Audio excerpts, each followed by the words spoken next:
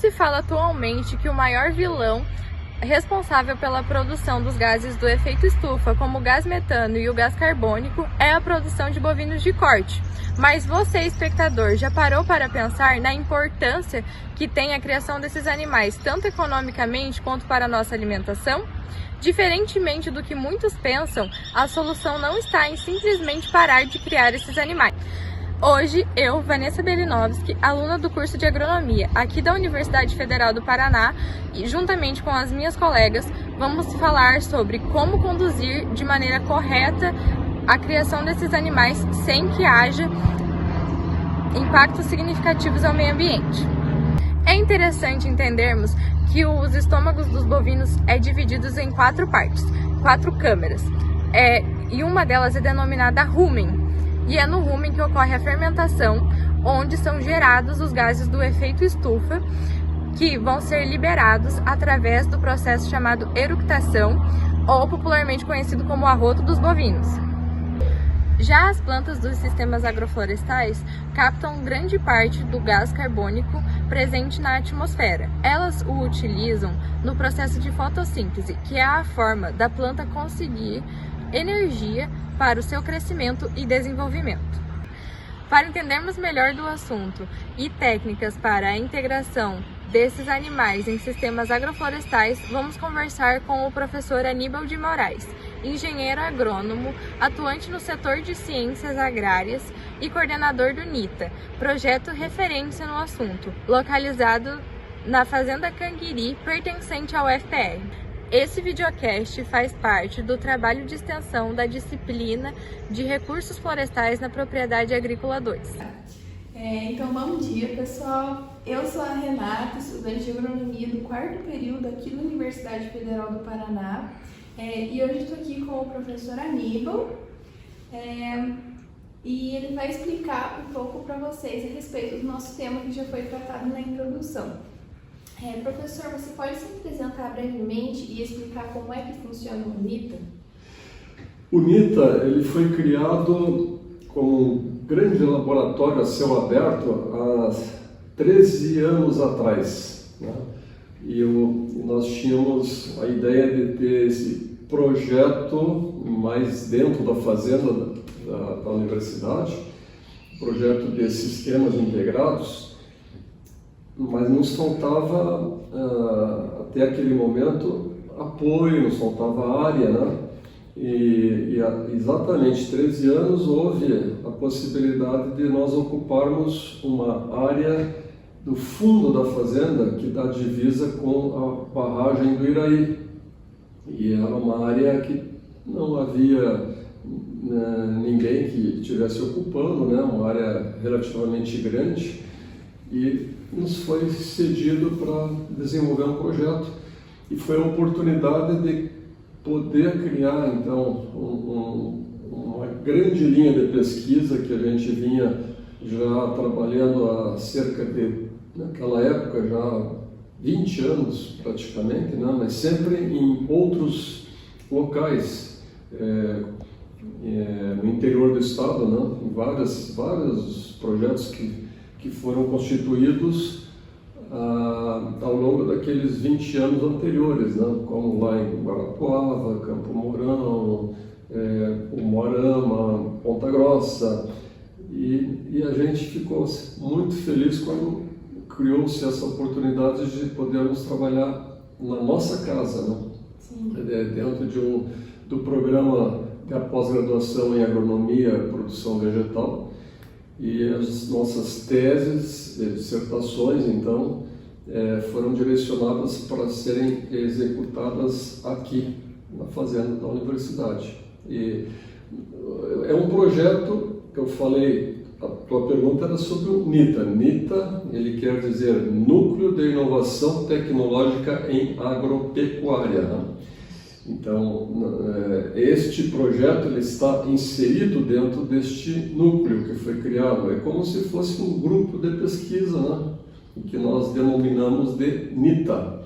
Ele não é o único projeto. Tem um outro projeto em paralelo, que a gente chama de NITA Guarapuava, que também tem essa temática, né, de trabalhar com pesquisa com sistemas integrados. E lá ele está instalado há 5 anos, com também alunos que envolvem não só da nossa universidade, mas também da UTF-PR e da Unicentro. Né? Entendi, certo. Então, a gente já notou aqui que o senhor tem propriedade para falar desse assunto de integração lavoura, pecuária e floresta, né? Que é basicamente o nicho do NITA, né?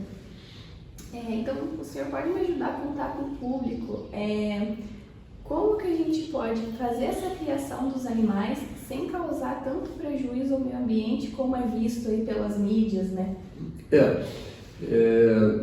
Tua pergunta é muito pertinente, né? Porque existe uma distorção que aparece realmente na mídia, como tu falasse, em relação que os animais, os ruminantes, têm uma forte emissão de metano, que isso pode ser uma importante causa para os gases de efeito estufa, né?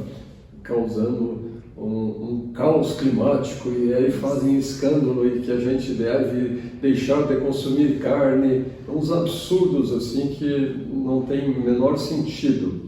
E eu digo, por que não tem sentido?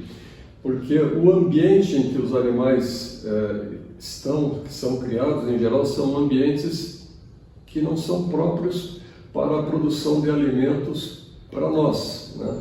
Como os principais cereais, né? Em geral, a pecuária ela ocorre em áreas mais marginais, né? E nas áreas que se pode trabalhar com lavoura para a produção de cereais, alimentos para nós, humanos, né? Eles são áreas que normalmente já vêm sendo utilizadas e quase que estão esgotadas, né? Em termos de área do globo terrestre, né? A gente já não tem muita disponibilidade desse tipo de área. E a produção de carne, de leite, né? Via esses ruminantes, ela é uma importante fonte de proteína, né? Mas independente da questão de ser mais uma fonte que só por isso já seria super importante, né? E em especial para aquelas comunidades mais carentes, né? Onde essa fonte é o que garante muitas vezes a sobrevivência das crianças, né? Que estão numa situação subnutrida. Se tiver um leitinho ali para tomar, aquilo pode garantir realmente uma vida, né? Para a pessoa. E o quanto que o animal ele vai expelir, né, para o ambiente, do ponto de vista que o pessoal chama do arroto, alguns confundem que é pelos gases, né, que podem sair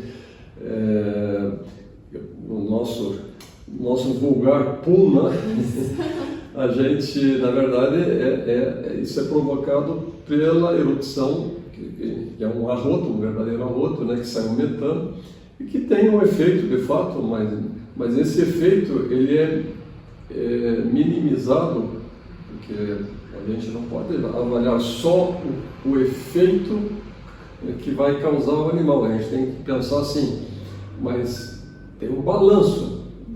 O que interessa é o balanço de carbono, não apenas um olhar apenas para o animal, que é o que a mídia faz. O animal emite tanto, mas e aquele ambiente que o animal está, que é uma pastagem, que se ela está sendo bem conduzida, né, e manejada, tudo, ela também contribui para um sequestro de carbono. E nisso, né, na hora que ocorre o sequestro, a gente somando o que sai, né, o equivalente em CO2 e o que entra no sistema via raízes, via material orgânico que vai se acumulando, a biomassa que é produzida, isso acaba resultando num balanço positivo, ou seja, a gente tem um efeito sequestrador desse CO2, trazendo, ao contrário do que se diz, até um benefício para a redução, mitigação de gases de efeito estufa. Quando a gente incorpora ainda num sistema desses, que é o que está sendo feito hoje, tem um trabalho muito forte no Brasil, né? Componente arbóreo, a árvore faz também esse efeito, amplifica esse efeito de mitigação, né? Porque todo aquele material madeirável, né, que é produzido, ele se transforma depois numa mesa, num piso, num móvel, e que aquele carbono está lá preso, não é o que acontece na maioria dos casos aí da produção agrícola, e aquilo que é produzido acaba sendo consumido e gera também, volta para na forma de gases, né, de CO2. Inclusive, se a gente for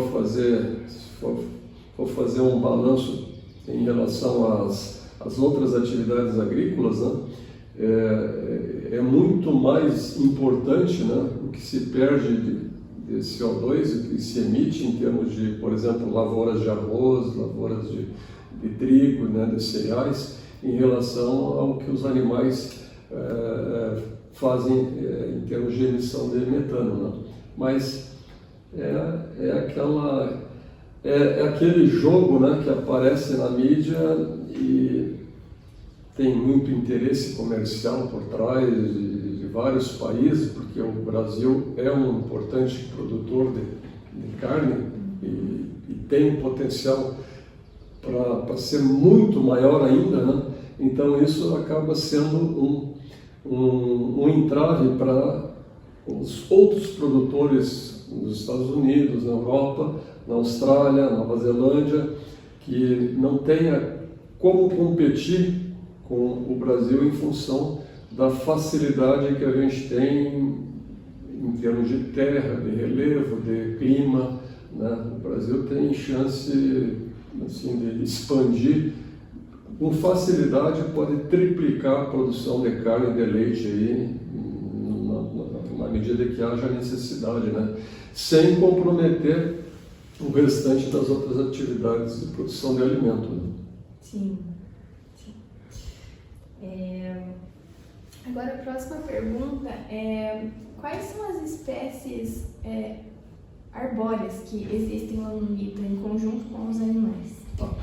Agora, voltando novamente então para o NITA, para o nosso projeto aqui do NITA, a gente estabeleceu desde o início o eucalipto, por se tratar de uma espécie arbórea já bem conhecida, com materiais que são trabalhados, né, selecionados, que tem uma adaptação, e a gente tinha interesse que houvesse realmente um estabelecimento mais rápido, para que a gente pudesse ter os trabalhos de teses, dissertações, né, em desenvolvimento quanto antes.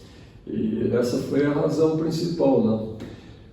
Agora que faz 4 anos que a gente já teve uma primeiro corte, né, que nós tínhamos lá o plantio em espaçamentos de 14 metros entre os renques, e inicialmente com 2 metros entre cada árvore dentro do renque, e isso foi sendo, com o tempo, né, foi sendo retirado árvores para que eu pudesse aumentar a entrada de luz no sistema. No final, a gente eliminou uma linha completa, então ficamos com um espaçamento de 28 metros entre renques, e nessa linha que foi retirada há 4 anos, vai para 5 anos, optamos em implantar araucária, a araucária enxertada, né? Foi uma proposta aqui dentro do programa de pós-graduação que o professor Flávio Zanetti desenvolveu ao longo da sua carreira, né? Trabalhos de como fazer esse processo de enxertia, e ele resgatou materiais assim, de araucária, como a que nós colocamos lá, né? Materiais que eram araucárias grande potencial de produção de pinha, com pinhas mais graúdas, então são materiais enxertados, fêmeas para a produção de pinha, né? Esse foi o objetivo. Esse próximo ano agora nós vamos eliminar a outra linha de eucalipto, né? Por enquanto estão convivendo araucária com eucalipto, né? A araucária com 4 anos ainda não tem um tamanho assim, suficiente para que a gente possa ter um efeito de sombreamento para poder dizer, olha, tem uma árvore aqui competindo porque ela ainda não tem um porte tão grande quanto nós gostaríamos, né? Então a decisão de colocar agora mais araucária é uma decisão que nós não tomamos ainda. Ela vai ser tomada possivelmente até o final desse ano, né, o início do próximo ano, porque o corte dessa última linha de eucalipto vai se dar exatamente em abril, quando os animais, esse lote de animais que está presente lá saírem da área, nós poderemos fazer o corte e a tomada de decisão do que será na sequência, né, que a gente vai remodelar todos os tratamentos, ele vai sofrer alguma mudança, né, nos próximos anos agora, mas eu não posso te adiantar ainda exatamente porque a gente ainda não finalizou essa discussão. Entendi. E o eucalipto, a araucária, você acha que é uma boa alternativa para pequenos produtores que querem aplicar essa técnica? Tipo assim, espécies que vão trazer retorno econômico para eles, baixa manutenção, mão de obra? São árvores que já se conhece como manejar, né, como plantar, então tem esse fator, né? Existem muitas árvores nativas que nós pensamos nisso também, né? Muitas outras opções além da araucária, ou até frutíferas, né? Mas isso, na tua pergunta, talvez fosse mais indicado para um pequeno produtor, que ele pudesse estar trabalhando com uma diversidade maior, incluindo árvores frutíferas que ele pudesse estar colhendo, né, num período mais curto, né? Porque as árvores que vão produzir a madeira, né, elas têm um tempo relativamente longo, e para aquele pequeno produtor que ele precisa de renda, porque para ser sustentável, a gente não pode pensar apenas na questão da preservação do ambiente, tem que ser sustentável, tem que dar retorno para ele se sustentar. E tudo bem, se for um sistema silvopastoril, que ele tem ali a vaquinha de leite associada com a árvore, que aí ele tem um leite que ele tira todo dia, e aí ele tem uma renda mensal a partir daí, é uma solução, né? Até poderia estar apenas com eucalipto.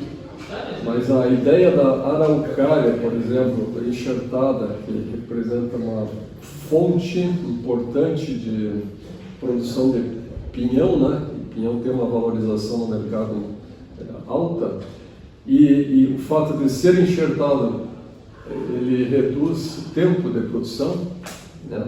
Eu comentei que a araucária que a gente plantou lá, todas fêmeas, todas eu exagerei, tem que ter um percentual também de plantas que vão polinizar, né? Que são os machos. Então essa planta masculina, ela tem uma proporção ali de 5, 10%, já é suficiente, né, para que ocorra uma boa polinização.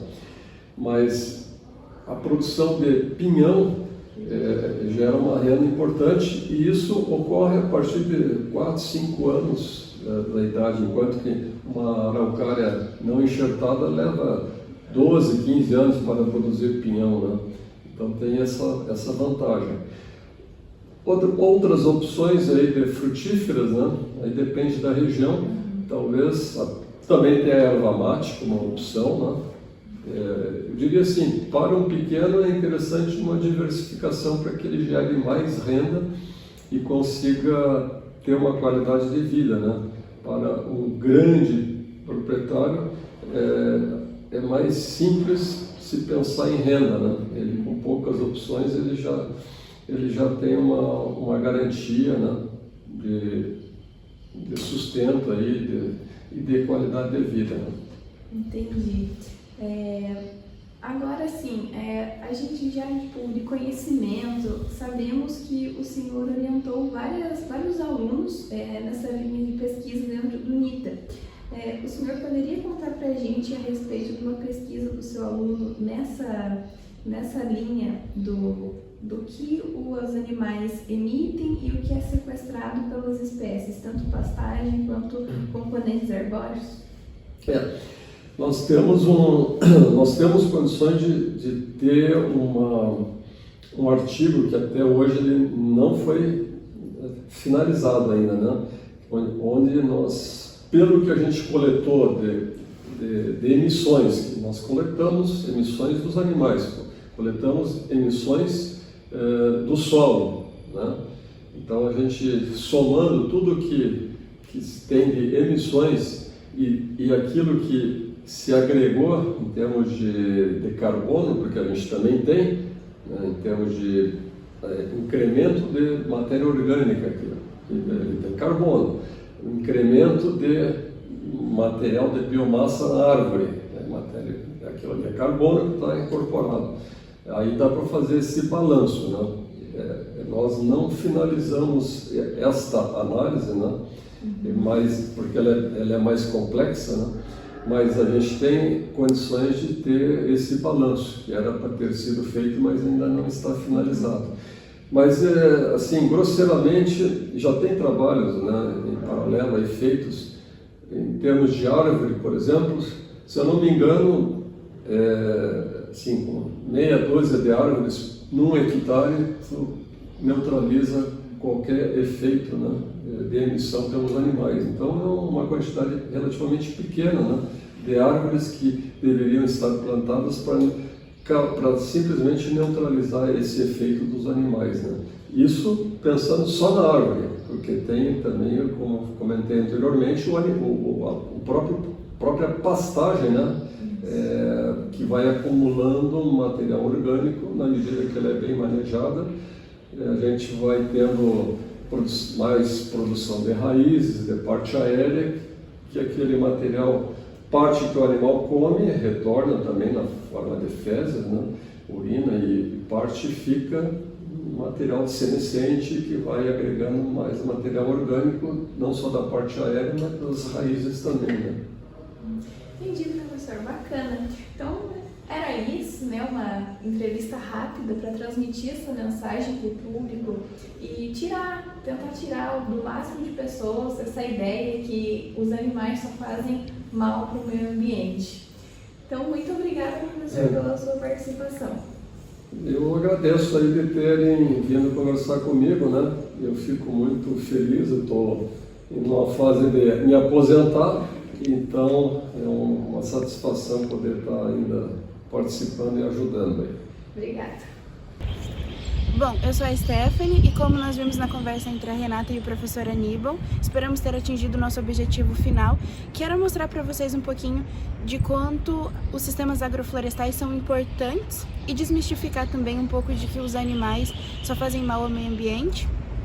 E através do NITA, como uma coisa prática, vocês podem ter acesso também aos sistemas agroflorestais da UFPR, mostrando também a pequenos produtores ter uma noção de como os bovinos mais o sistema agroflorestal conseguem fazer esse equilíbrio de carbono no meio ambiente.